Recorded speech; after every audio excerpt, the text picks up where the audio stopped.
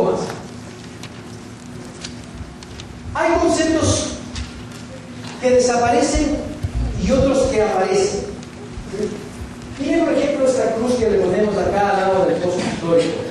Nosotros estamos acostumbrados en nuestra visión financiera, contable, o nuestro trato financiero, a trabajar con el concepto del costo histórico. Un concepto que es bueno en el momento que uno arranca, pero que en la práctica, cuando yo lo mantengo durante 5, 10, 20 años, ese valor de costo no me sirve. Y entonces tengo que moverme, y ese es el principal concepto que va a costar en muchos casos dejarlo de lado. ¿Por qué? Porque me voy a pasar para un concepto de fair value, para un concepto de valor justo. Me voy a mover entre lo que antes yo llegaba, compraba una mesa, pagaba $100 y esos $100 se quedaban durante toda la vida de la mesa como $100, por ejemplo, ¿cierto?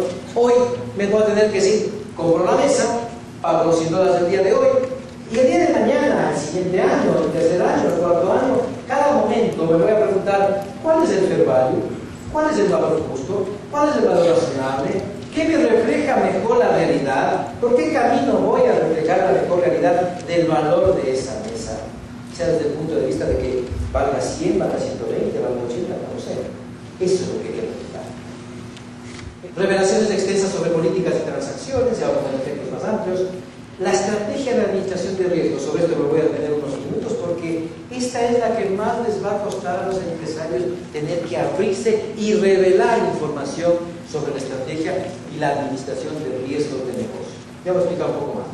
Los resultados no operacionales voy a tener que mostrarlos de forma diferente para que el lector sepa si yo estoy ganando por el negocio o por otras cosas que hice. Esa segregación va a ser bien clara y amplia. Las compañías de seguros y entidades financieras, bueno, van a tener muchísimo más. Yo usé para ilustrar a este auditorio un ejemplo, voy a usar un ejemplo de una compañía de seguros, simplemente para mostrarle la cantidad de cosas más que debe hacer. Pero vamos a avanzar. ¿Qué números podrían cambiar, por ejemplo?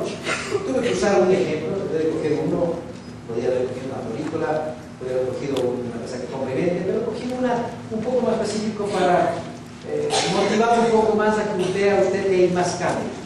Por ejemplo, ¿qué números podrían cambiar? Solo para tirar el ejemplo muy rápido. Disminución de primas emitidas debido a la clasificación de contratos. Los contratos van a ser clasificados de forma diferente a lo que vienen haciendo.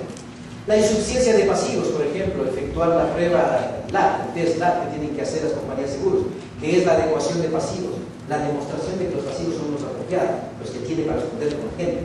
Esto es una prueba que lleva mucho tiempo. Impactos en la adopción de la NIF 39 para contratos de inversión y otros instrumentos financieros. Los activos disponibles para la venta, cómo debe ser manejado. Los costos de transacción para contratos de inversión, según la norma. ¿Qué otros análisis? Simplemente estoy en 2 o 3 láminas siguientes, lo que estoy tratando de hacer es decir, mire, el concepto de revelación es muy importante porque es un cambio muy significativo. Tengo que revelar más. Y por ende, tengo que revelar más y qué cosas y por qué. Vean, ¿qué otros análisis puedo hacer para revelar? Clasificación de contratos de inversión o de seguros, pruebas de adecuación de pasivos, pruebas del imperio de activos de los seguros y primas por cobrar, análisis de políticas contables adoptadas por la primera de decisión. Otros análisis, evaluación de niveles de prudencia utilizada de evaluación de contratos. Miren, no hemos hablado comúnmente en el lenguaje nuestro de hablar de evaluación de niveles de prudencia. Nunca. Interesante. Pruebas de recuperabilidad de activos intangibles, análisis de operaciones, evaluación de componentes, derivados, en fin. Pero bueno, simplemente ilustrar. Esta es otra lámina que busca ilustrar lo mismo desde el punto de vista numérico, en páginas, lo que significó para las compañías europeas, también tomado de las páginas web de cada una de esas compañías. Miren, con la norma local en el 2004, esta compañía, por ejemplo, digo este nombre porque hay en Ecuador, Generali, por ejemplo, con la norma local las revelaciones se hacían en 55 páginas. Con las NIF revelaron ellos 100 páginas.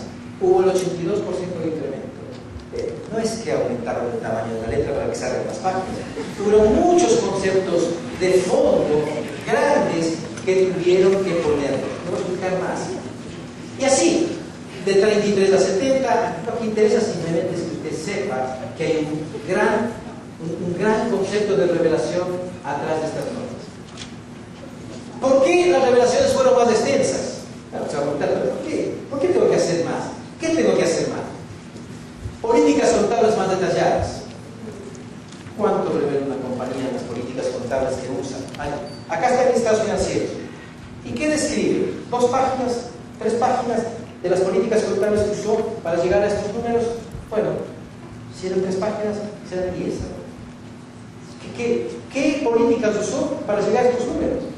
Entonces las políticas contables van a ser más detalladas.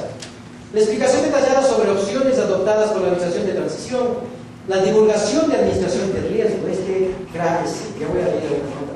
Esta es una nota muy significativa que le aseguro que cuando el gerente le entienda en la compañía, con el mayor de respeto que voy a decir, no le va a decir al contador, redáctame esta. No tengo duda que va a decir, a ver, esta la redacto yo, porque va a pensarlo 10 veces, ¿cómo va a decir las cosas? ¿Cómo administra el riesgo de su empresa? En el negocio, por ejemplo, forestal, viñas, atún, camarón, florícolas, ¿cierto? ¿Cuál es la clave?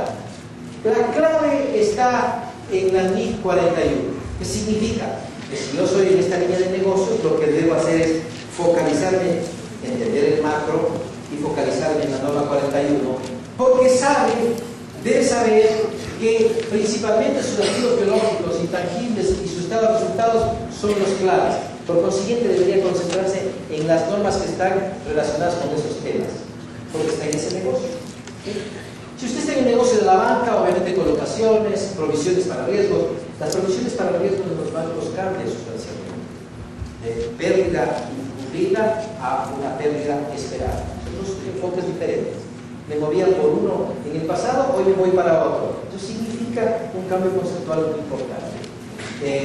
La fase 2 de Basilea, las revelaciones van a ser muy extensas en todo lo que es el sector financiero. Veamos, por ejemplo, los que están en utilities, básicamente las normas 16 y 36, donde el foco está en el activo fijo, en el deterioro de los activos, en derivados, cuando uno trabaja mucho con derivados, es una ventaja, ¿sí? La exploración y evaluación. Telecomunicaciones, bueno, no se alcanza a ver acá, pero está la norma 18, 36 y 38, pero fundamentalmente son ingresos.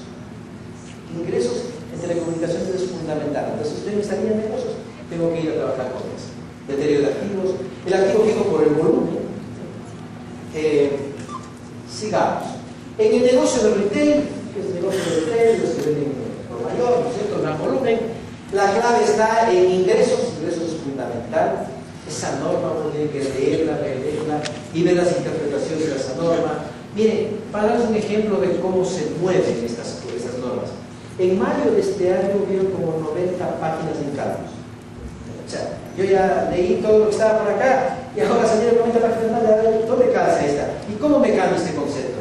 Pues por eso les digo, tienen que estar ordenando su lectura y su estudio en función de su negocio. Ya acá decían los retail, arrendamientos, porque tienen mucho leasing, ¿no es cierto?, el activo fijo y deterioro. En lo que es la construcción, ingresos intangibles y el activo fijo, ingresos nuevamente. En lo que es la energía, para el sector energético, por ejemplo, activo fijo. El retiro de los activos, el proceso de exploración, por ejemplo, que es la 7, la 1007, los derivados. Y en general, en entretenimiento, el activo fijo e ingresos. Y en general están estas de en el centro, que son macro para todo tipo de negocio, como consolidación, inflación, moneda funcional, impuestos diferidos y revelaciones. Lo que he querido con esta lámina es darle un poquito más de foco. Uno debe buscar la forma de orientar su estudio hacia las cosas así. Bien, creo que con esto no me queda más. Les agradezco mucho por la atención y si hay alguna pregunta, con mucho gusto.